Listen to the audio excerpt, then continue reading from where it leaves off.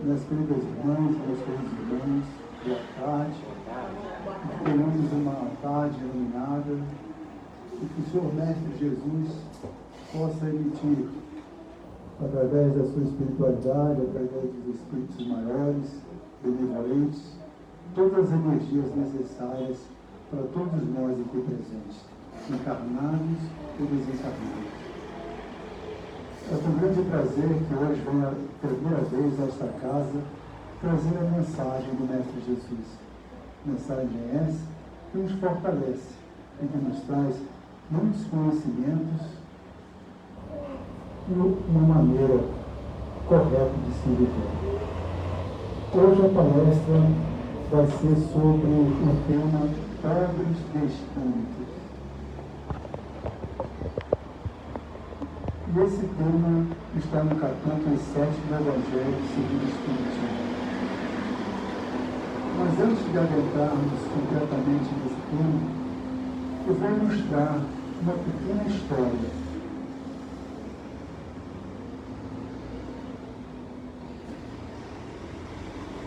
A história de Cato, o Padre do Espírito.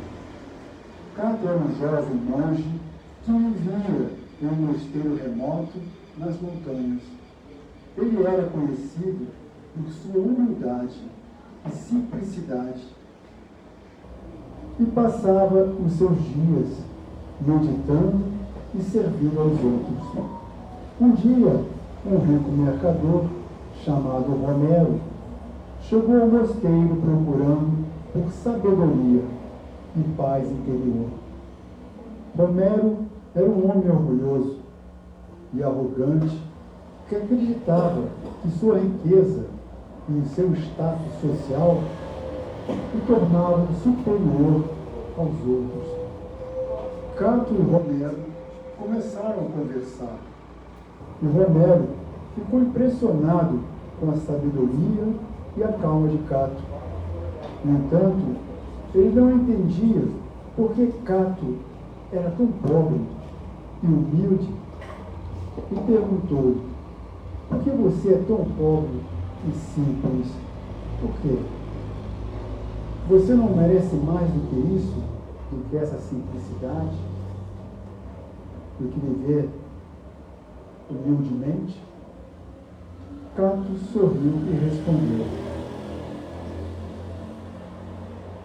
eu não preciso de riquezas materiais para ser uma pessoa feliz. Meu tesouro é a paz interior e a conexão com o universo.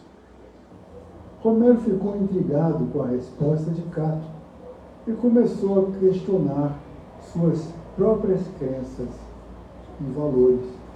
Ele percebeu que a sua riqueza e status social não lhe davam a felicidade que ele buscava. Com o tempo, Romero começou a aprender com Cato e adotar uma abordagem mais simples e humilde da vida. Ele começou a ver o mundo de uma maneira diferente e a encontrar alegria nas coisas simples. A história de Cato e Romero nos ensina que a verdadeira riqueza vem da simplicidade e da humildade, e que a pobreza de espírito pode ser uma bênção disfarçada. A verdadeira riqueza, a felicidade e a paz interior não dependem de riquezas materiais. Então essa é uma lição bonita, né? Jesus, naquela tarde, sobe o monte acompanhado de seus discípulos. Ao chegar naquele monte, uma multidão já o aguardava. Todos querendo escutar a voz do Mestre Jesus e o que ele tinha para falar para aquela multidão. Jesus então começa o sermão da montanha. E a primeira bem-aventurança que Jesus começa é justamente com essa: bem-aventurado os pobres de espíritos, porque será deles o reino do céu. Hoje, muitas pessoas acham graças Não pode Jesus ter falado bem-aventurado o pobre de espírito? Porque as pessoas hoje têm uma conotação totalmente diferente do que vem a ser o pobre de espírito. Jesus, quando falou o pobre de espírito, ele estava se referindo àquelas pessoas simples, de coração, humildes, pessoas voltadas, né, para a humildade, para o bem, para a caridade. E hoje nós temos uma interpretação totalmente diferente do que vinha a ser pobre de espírito. Muitos consideram como pobre de espírito aquelas pessoas de pouca inteligência, aquelas pessoas que não têm instrução, aquelas pessoas que vivem à margem da sociedade, que não possuem nenhum bens materiais. Então esses são os chamados pobres de espíritos, porque vêm essas pessoas como pessoas sem muita importância. E Jesus não. Jesus sabia que o mais importante era você ser uma pessoa caridosa, uma pessoa boa, uma pessoa virtuosa. Né? Porque você não depende das riquezas materiais para ser uma pessoa feliz. E muitos hoje acham que para se obter a felicidade, nós temos que ter bastante dinheiro, temos que ter condições de comprar uma casa na praia, uma casa nas montanhas, ou uma casa onde quer que queiramos colocar ou viver. Porque muitos acham que a felicidade está justamente nos bens materiais. Acham que ser feliz é ter condições para comprar tudo que puder comprar, de viajar para todas as partes do mundo, ter todos esses bens, né? Que eu tendo bem, eu vou ser uma pessoa feliz. Mas quem nunca ouviu, né, pessoas de bem financeiramente, com posses, com tantas coisas materiais, muitas vezes na cama de um hospital, à beira de uma morte, né, falar para o outro: meu irmão, hoje eu me encontro aqui nesse hospital, sei que breve irei partir para o mundo espiritual ou para um outro mundo, eu não sei aonde eu vou, mas eu confesso que durante o meu período todo aqui na Terra, eu vivi mais em função do trabalho, mais em função de ganhar cada vez mais, de correr atrás das posses materiais, de comprar o carro do ano cada vez que o ano mudava, a ter uma vida voltada só para os interesses materiais.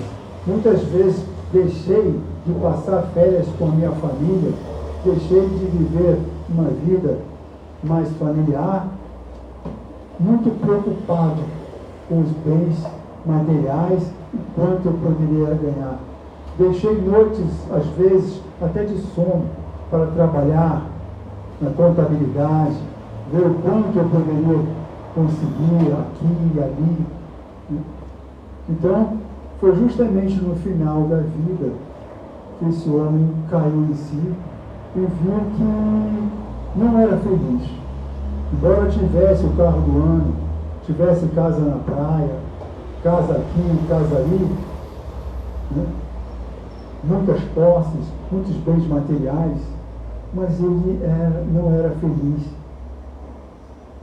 E muitas vezes a gente pergunta: poxa, aquela pessoa tem casa, tem dinheiro, tem posição na vida, vive uma vida abastada, como é que essa pessoa pode dizer que é uma pessoa triste se ela tem tudo? E nós sabemos, existem muitas pessoas que têm tantas posses materiais, mas não são felizes. Não são felizes mesmo. Tem tudo, tem casa aqui, casa ali, carro, sabe? Tem tudo. Tem dinheiro, vamos dizer, só puxar com o bolso. Né? Mas traz em si o quê? Traz em si a infelicidade. Traz em si a felicidade. Porque a felicidade, minha gente, Jesus já falava naquela época que a felicidade não está nesses bens materiais. A felicidade está na ajuda ao próximo, está na caridade que você faz a uma pessoa ou outra, está em ser bom, está em ser fraterno, está em ser uma pessoa melhor para com os demais, procurar não prejudicar ninguém, procurar não prejudicar ninguém, não ter preconceito, não ter nenhuma discriminação perante ao irmão, procurar ser realmente humano, procurar ser realmente fraterno, porque Jesus falava sobre essa simplicidade, sobre a humildade.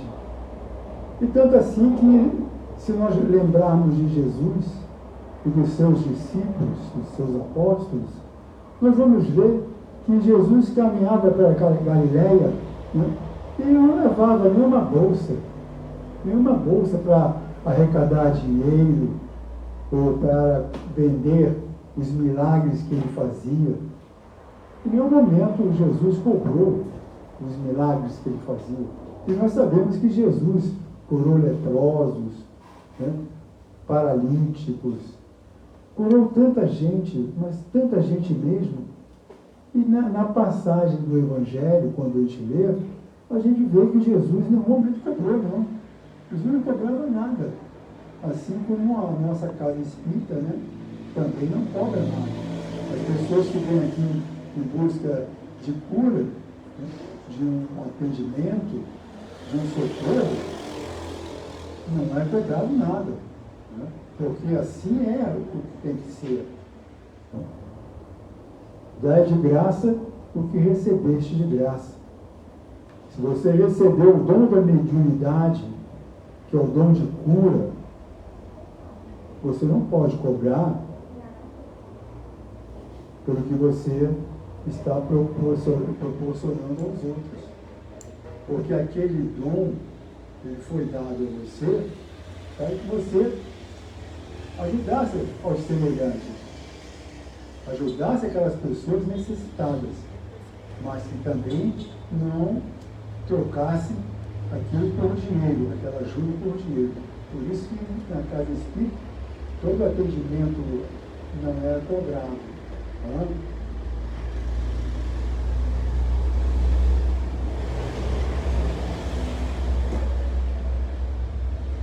Então, nós sabemos que Jesus, na sua trajetória, sempre se preocupou com os mais humildes e com aquelas pessoas que estavam à margem daquela sociedade na época.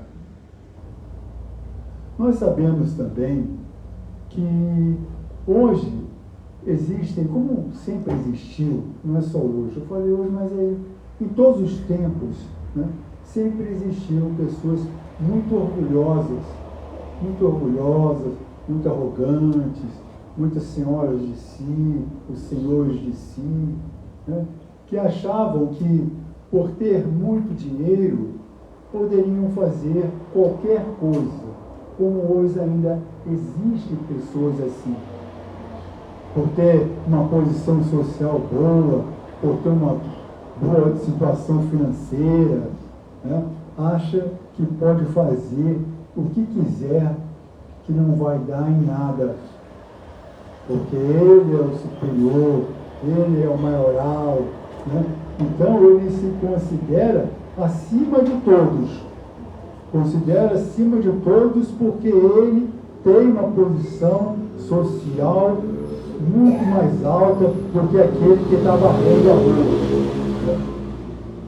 Aquela pessoa que está varrendo a rua, ou aquela pessoa que está ali jogada no chão, aqueles ali são os pobres de espíritos, são aqueles que não valem nada no olhar dessas pessoas orgulhosas, prepotentes e arrogantes.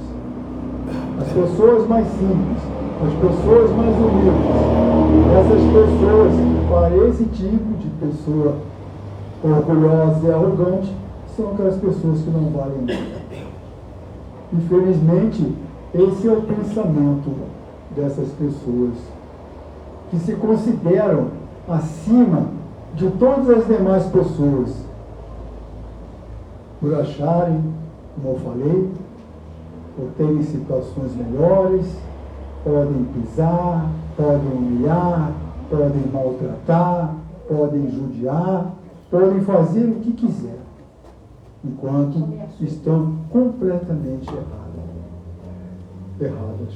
Essas pessoas que agem dessa maneira e que pensam desta maneira são pessoas que não acreditam em Deus. São pessoas que não acreditam que exista uma força, uma inteligência superior a deles. Eles não admitem que possa existir uma pessoa mais inteligente do que ele. Porque eles se colocam num pedestal tão alto, que eles não querem admitir que exista uma força, uma inteligência bem mais superior. Por que isso? Porque a partir do momento que eles admitissem que existe uma força superior, que existe um Deus, que existe uma inteligência suprema, eles seriam obrigados a descer do seu próprio pedestal. Então é por isso que eles não aceitam. Não aceitam, não porque sua inteligência não consegue alcançar que exista um ser supremo, que exista um ser superior. Não. É porque, a partir do momento em que ele reconhecer que existe realmente esse ser superior, isso vai obrigar a descer daquele pedestal em que ele se encontra. Essa aqui é a grande verdade. Porque a inteligência para perceber e conhecer e saber que existe uma força maior, ele tem. Mas ele não quer, como as pessoas falam hoje em dia, dar o braço a torcer. Ele prefere manter naquela ideia, né, de que não existe ser supremo nenhum, que não existe Deus nenhum, e que essas pessoas que acreditam em Deus, que acreditam numa força superior, essas pessoas são pessoas ignorantes. São pessoas ignorantes, são pessoas que não têm inteligência, de pouca inteligência, são pessoas que pobres de espírito, essa é a verdade. Pobres de espírito na visão deles, não é verdade? Porque eles acham que por você seguir uma religião, por você acreditar em Deus, por você saber que existe uma inteligência regendo todo esse universo, né, eles acham que você é uma pessoa boba, uma pessoa que não sabe nada, realmente de pouca inteligência. Mas, na verdade, o de pouca inteligência, no fundo, acaba sendo eles mesmos, né? Porque eles têm aquela visão, uma visão fechada. Eles estão presos àquele mundo deles. Para eles só existe aquilo ali. Ganhar cada vez mais, né, fazer o que quer, né, mas sem acreditar e sem pensar que existe um lado espiritual na vida. Né? E no próprio livro do Evangelho, vai dizer que essas próprias pessoas que hoje falam que acreditar em Deus, acreditar na imortalidade da alma, acreditar na justiça divina, acreditar nisso tudo, muitos desses acham que é bobagem, mas eles vão ver, quando eles partirem desse mundo material para o mundo espiritual, eles vão ter a prova de que não era bobagem, de que não era imaginação, de que não era conversa fiada. Eles vão ter a prova de que tudo aquilo que era falado, que se falava no Espiritismo, e se falavam da vida além túmulo, e se falavam da espiritualidade, eles vão ver, ao passar para o outro lado da vida, que tudo que foi falado, e que tudo que é falado no livro dos Espíritos, no Evangelho, e nas próprias palavras do Mestre Jesus, tem um fundamento, é real, é verdadeiro. E muitos só vão descobrir essa verdade do outro lado da vida, quando já se passou vários anos aqui na Terra, vivendo aquela vida de descrédito, de arrogância, e vai ver, e ao chegar do outro lado, o quanto estava enganado. O quanto estava enganado. Porque a verdade, ela sempre aparece. Ela sempre aparece, um dia ela aparece. Não adianta a gente dizer que não é verdade que existe a espiritualidade, que não é verdade que exista Deus. Não adianta você falar isso, porque já está provado. Já está provado a existência de Deus. E já que estamos falando em Deus, eu me lembro da primeira pergunta no livro dos Espíritos, como vocês também devem lembrar. E a primeira pergunta do livro dos Espíritos é justamente essa. Kardec pergunta: o que é Deus? Nós estamos vendo nessa entonação, nessa colocação de palavras, nós estamos vendo que Kardec não está perguntando o que é Deus. O que é Deus? Não. Ele não está perguntando o que é Deus. Ele está perguntando o que é Deus. O que é Deus? E a espiritualidade então responde: Deus é a inteligência suprema do universo, criador de todas as coisas que existem nesse universo infinito. Uma resposta clara, né? Uma resposta clara. Porque quando ele faz essa pergunta, o que é Deus, ele está fugindo daquela ideia do que é quem é Deus, né? Quando você fala quem é Deus, dá uma impressão de ser uma pessoa, de ser uma pessoa, enquanto o que é Deus foge totalmente do que vem a ser essa ideia, pessoa, foge dessa ideia de pessoa. Então, é justamente isso que nós temos que pensar, né? Pensar que o mais importante dessa vida é procurarmos sermos pessoas mais gentis, mais humildes e mais fraternas um para com os outros.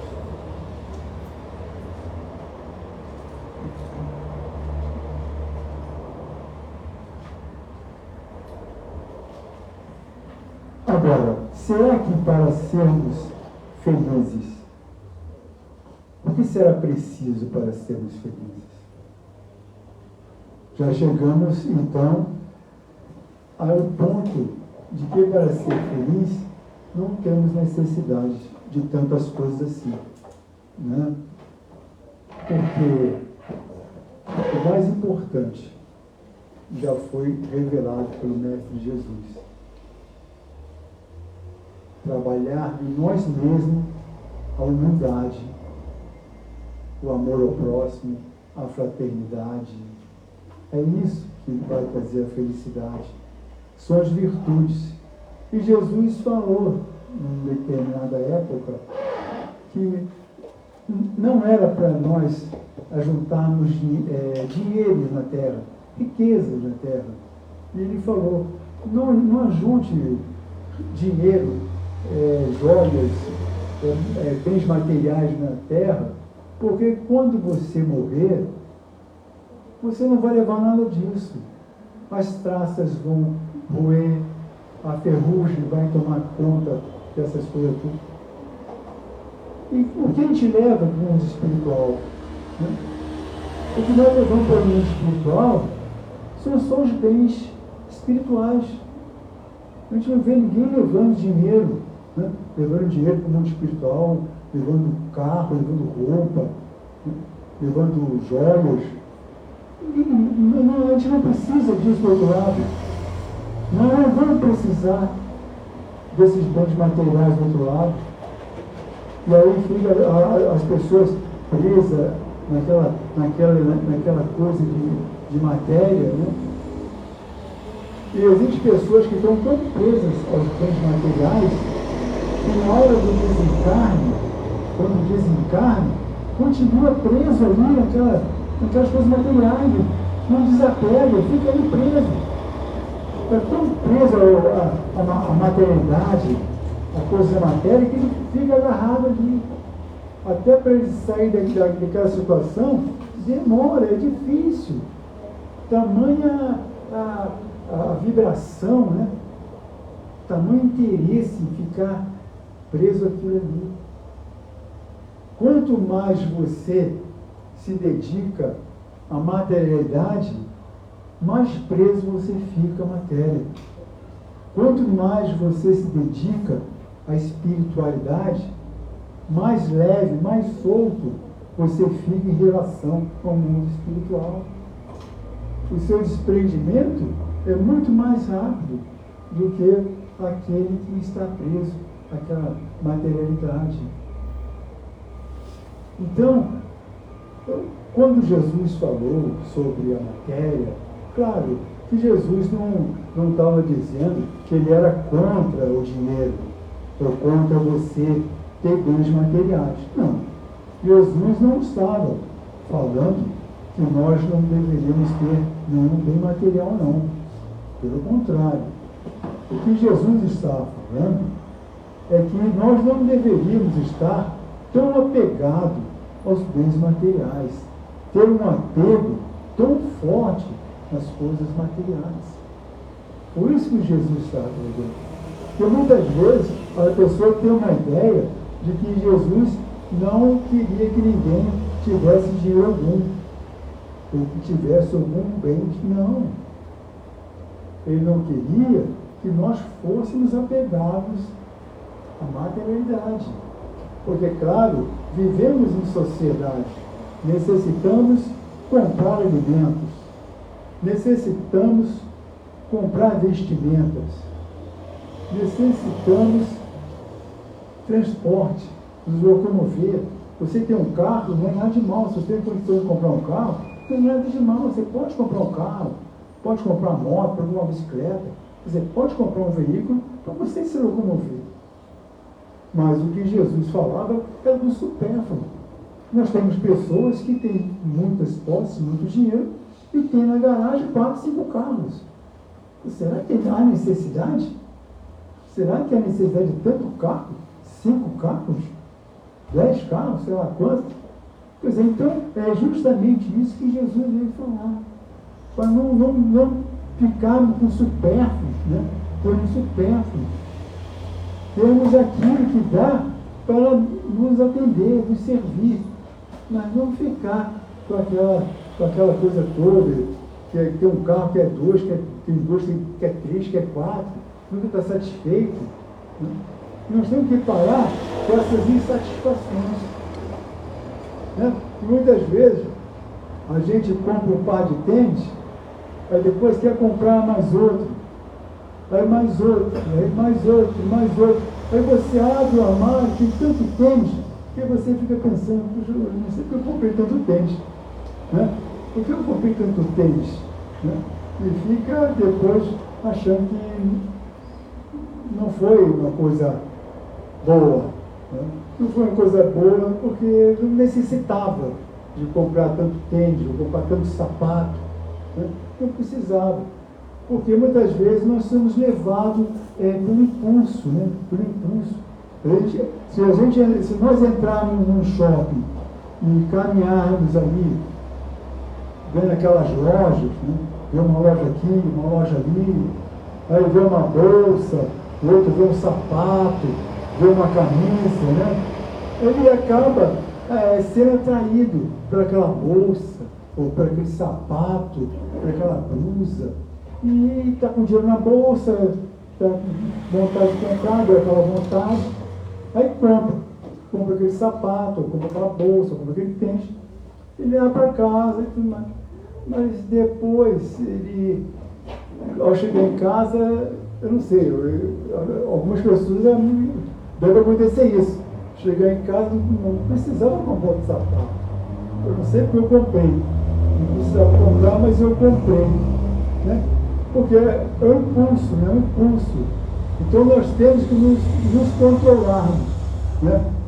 Quando estivermos andando na rua, passando em frente à loja, ou dentro de um shopping, nós temos que nos controlar. Olhar aquilo ali, mas antes de comprar, analisar. Será que eu preciso de mais um sapato? Será que eu preciso de mais um casaco? Então, essa é a maneira que nós temos que pensar. Essa é a maneira que nós temos que pensar, é assim: será que eu necessito de comprar mais um sapato, mais um casaco? E aí sim, se você achar que tem necessidade, você compra. Mas se você achar que não tem necessidade, você pode.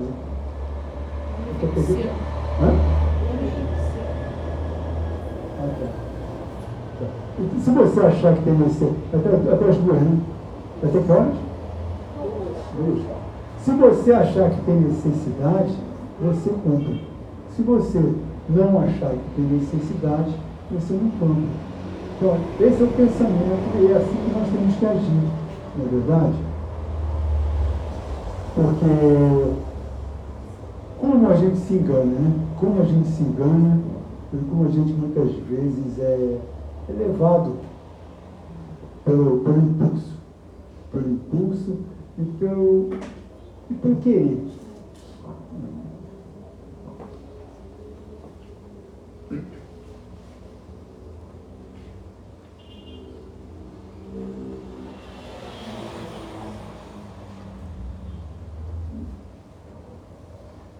A humildade, né? E a simplicidade. Eu volto a falar sempre nesse tema, porque esse tema do Demonstrar os Povos do Espírito, embora o capítulo seja um capítulo, se vocês verem, não chega nem a ser uma página, quando ele fala dessa bem-aventurança de Demonstrar os Povos do Espírito, se você for no Evangelho, é uma coisa curtinha. O capítulo nem seria ser 2 páginas. Então, nós sabemos que não temos dúvida, não é verdade? Alguém tem dúvida ainda quanto à importância do que vem a ser? O que é mais importante, se a vida material ou a vida espiritual? Não, né? Isso foi bem claro. Jesus veio clarear muito bem essa passagem, mostrando que a vida espiritual é a vida que vale a pena, né?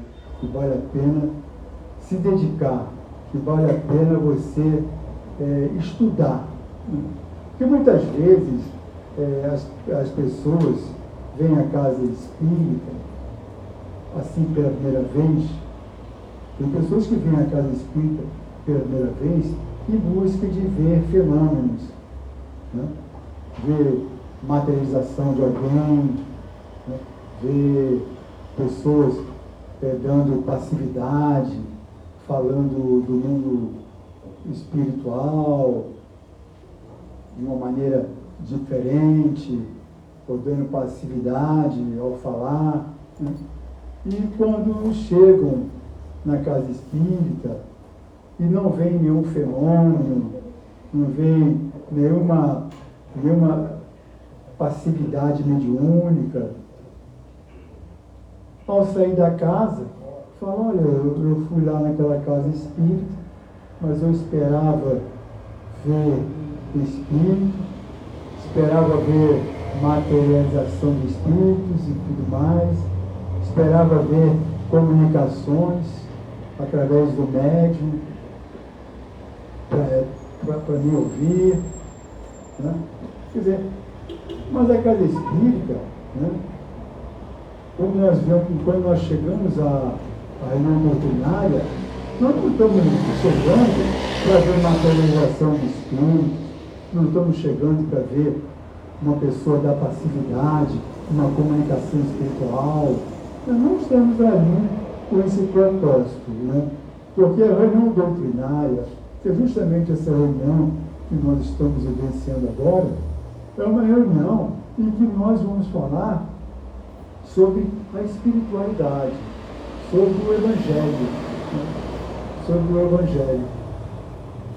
Então, não é uma reunião onde nós vamos ver materialização, onde nós vamos ver médiuns dando passividades, porque cada reunião ela tem um propósito, né?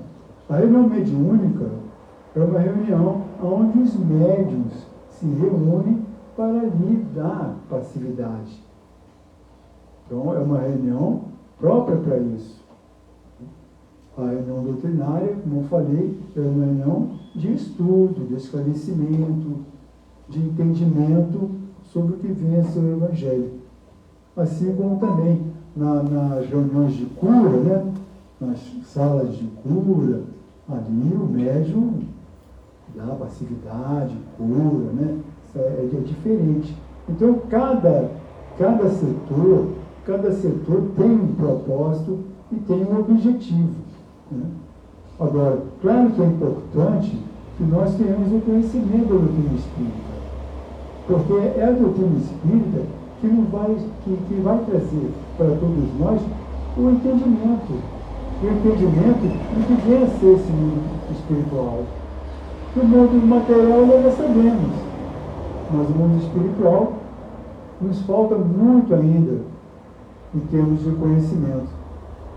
Então, quando a gente chega a uma casa espírita, para uma doutrinária, nós estamos em busca de um conhecimento, né, sobre o Evangelho, sobre o que Jesus veio pregar à humanidade, né? Então, é por isso que muitas vezes alguém, ou um ou outro, sai meio decepcionado. Fui naquela casa espírita lá, quando cheguei lá, era só uma pessoa falando, não vi nada de especial, então eu não vou voltar. Eu não vou voltar porque eu pensei que fosse diferente, né? E não é, minha gente, né? Então, embora nós estejamos aqui reunidos, mas existem aqui no meio de nós centenas de espíritos a nos observar. Centenas de espíritos estão aqui neste recinto. Muitas vezes a gente vai à casa espírita pequena, ao chegar naquela casa tem 5, 6 pessoas na plateia. A gente olha ali, aquelas 5, 6 pessoas, um monte de cadeiras vazias, e muitos até pensam, vai falar só para 5 pessoas? Vai falar só para 6 pessoas? Não. Aquele palestrante que chega para falar na casa espírita, ele não está falando só para 5 pessoas, ele não está falando só para 30 pessoas, não. Ele está falando para centenas de pessoas, porque além dos encarnados, existem também centenas e centenas de desencarnados que estão por toda a volta, que estão se apinhando aqui dentro e que nós não temos a capacidade de ver, a não ser uma pessoa que tem esse poder de ver a espiritualidade. Mas a casa não está lotada. É por isso que o palestrante, quando entra numa casa espírita, ele não pode se sentir desestimulado, porque ali só tem 3, 4 pessoas. E falar, não vou falar não, porque ali eu fui lá, só tem 4 pessoas e eu não vou falar para 4 pessoas, né? Isso mostra o quê? Isso mostra também um orgulho, né? Um orgulho. Né? E esse tipo de orgulho, nós sabemos que é muito ruim. Né? Então, aquela pessoa que se propõe a falar numa casa espírita, mesmo que tenha só uma pessoa na plateia, mas ele é obrigado a falar. É obrigado a falar porque é importante a palavra. Então, a doutrina espírita, ela abrange muito mais do que nós aqui materialmente, né? Do que nós materializados, vamos dizer assim.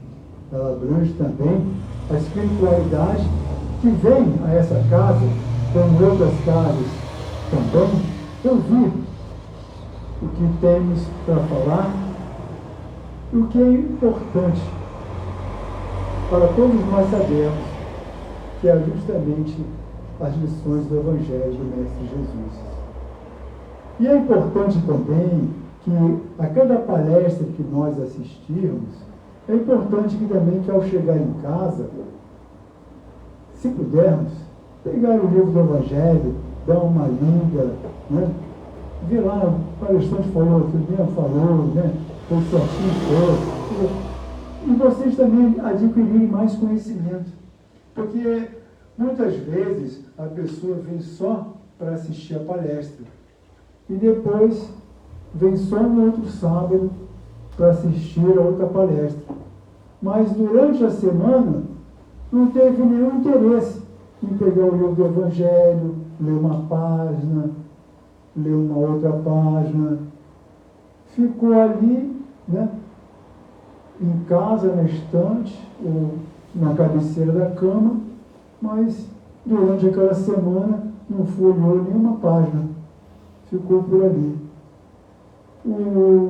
A doutrina espírita, né, ela não é só nós chegarmos à casa espírita e assistirmos uma palestra, não. Ela é muito mais que isso. Ao chegarmos em casa também, durante a semana, pegarmos o nosso Evangelho e ficar lendo também, estudando, né, dando uma leitura, porque isso é importante. A gente não pode deixar de aprender, porque aprender é importante. E a gente também não pode deixar, a gente também não pode achar que o aprendizado só vai ser na região doutrinária. Não, eu só vou aprender quando eu estiver na reunião doutrinária. Quando eu não estiver lá, não vou nem pegar no livro. Não. Vamos pegar no livro, até mesmo se estivermos em casa, vamos pegar, vamos dar uma estudada, vamos ler. Ler o livro do Evangelho, ler o livro dos Espíritos. Para nos mantermos bem informados e também saber do que se trata o Espiritismo. Porque tem muitas pessoas, né, que vão à casa espírita, assistem às palestras e depois saem, sabe, como não tivesse assistido nada. Voltam ao mesmo comportamento, às mesmas atitudes, né? Voltam falando mal de fulano, falando mal de ciclano. Né? Sabe, aí o que aprenderam na palestra? Né? Então, a palestra, ela tem que ser uma palestra que você saia da casa espírita, mas saia pensativo. Saia pensando, o palestrante falou sobre isso, falou sobre aquilo. O que eu posso fazer para me melhorar como pessoa? O que eu posso fazer para ser uma pessoa melhor, uma pessoa mais fraterna, uma pessoa mais humilde, uma pessoa voltada mais para a espiritualidade? O que eu posso fazer para ser uma pessoa melhor? É esse pensamento que nós temos que sair da casa espírita. Porque sair da casa espírita, mas sair sem reflexão nenhuma sobre aquilo que foi falado, sobre aquilo que foi dito, né?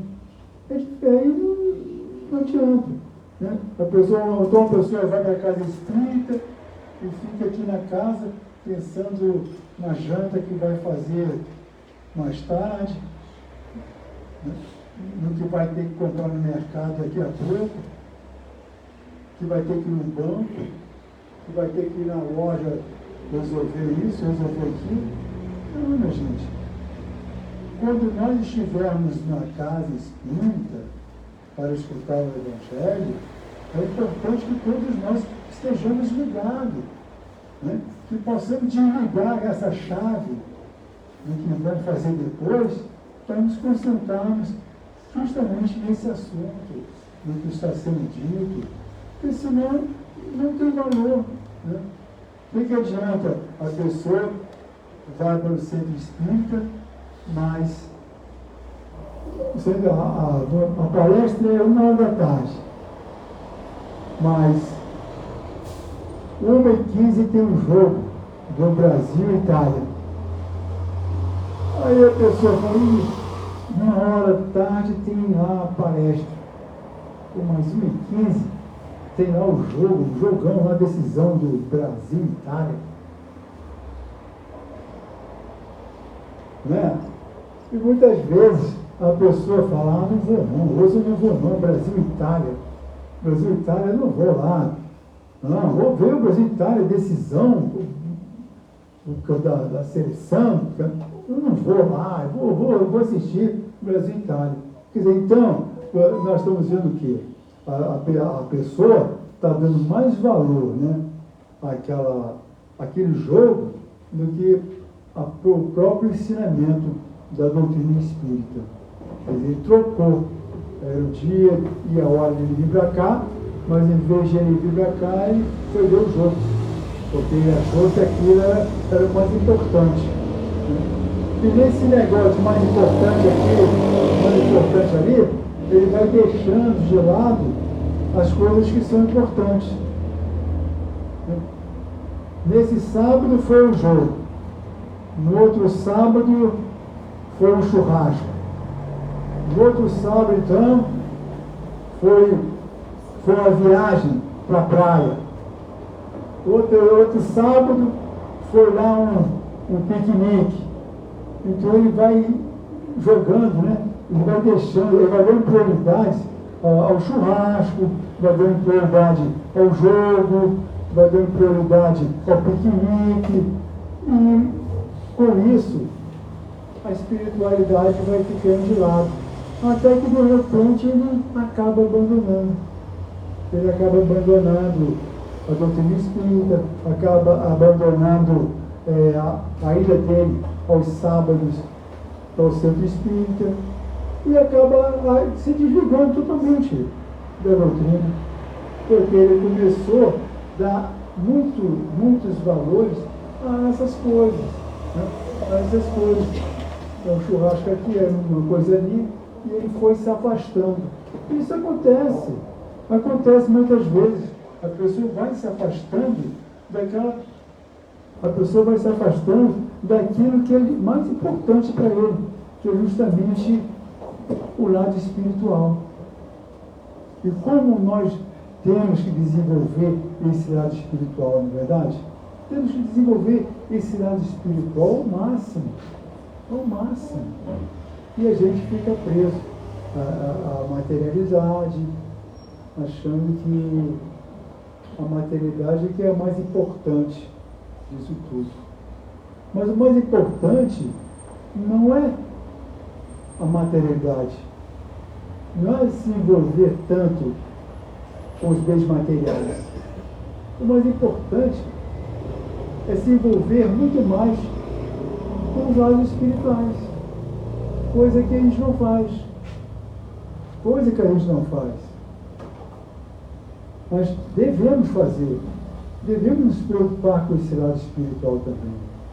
Porque esse lado espiritual é que nos humaniza. O lado material, ele nos embrutece. O lado material, ele nos deixa insensíveis. Já o lado espiritual, ele desenvolve na gente a sensibilidade, desenvolve o amor ao próximo, desenvolve a humildade, o bem-querer. Então é por isso, minha gente, que devemos nos prender mais a esse lado espiritual. Não que o lado material não seja importante. Jesus já falava, como eu acabei de falar agora há pouco, Jesus já falava que o lado material não deve ser levado em conta. Deve ser levado em conta. O que não deve ser levado é esse apego aos bens materiais, É isso que nós não devemos ter, esse apego exagerado. É isso que acaba com sentido, vamos dizer assim. Porque você só fica pegado ali. Tá? Então vamos pensar mais nesse lado espiritual e desenvolver cada vez mais esse lado espiritual. Porque esse é o lado